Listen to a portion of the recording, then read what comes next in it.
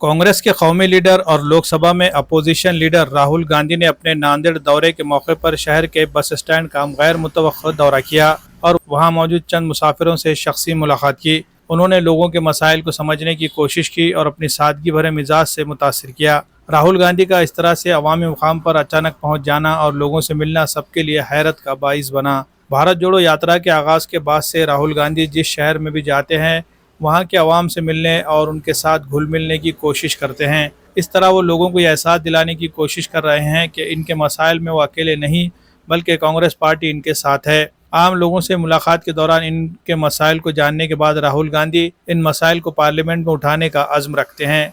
नांदेड़ के bus stand पहुंचने पर लोगों की बड़ी तादाद राहुल गांधी की एक झलक देखने के लिए वहां जमा हो गई। सख्त सिक्योरिटी के बावजूद लोगों ने इनका गर्मजोशी से इस्तकबाल किया। इस मौके पर नांदेड़ लोकसभा के ज़िमनी इंतखाबात में कांग्रेस के उम्मीदवार रविंद्र चौहान और महाराष्ट्र के इंचार्ज रमेश चेनीथला भी उनके हमरा थे। राहुल गांधी ने बस स्टैंड के अपने तजुर्बात बयान करते हुए कहा कि नांदेड़ के मरकजी बस स्टैंड पर पहुंचकर मैंने कई मुसाफिरों से मुलाकात की।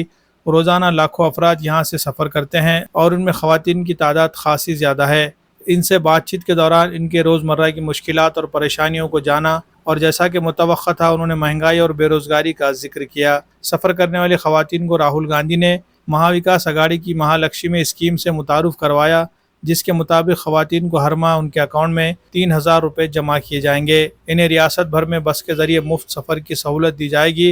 राहुल गांधी ने कहा कि यह एक इनकलाबी इक़दाम है जिससे ख़वातीन मुत्तफ़िक़ हैं।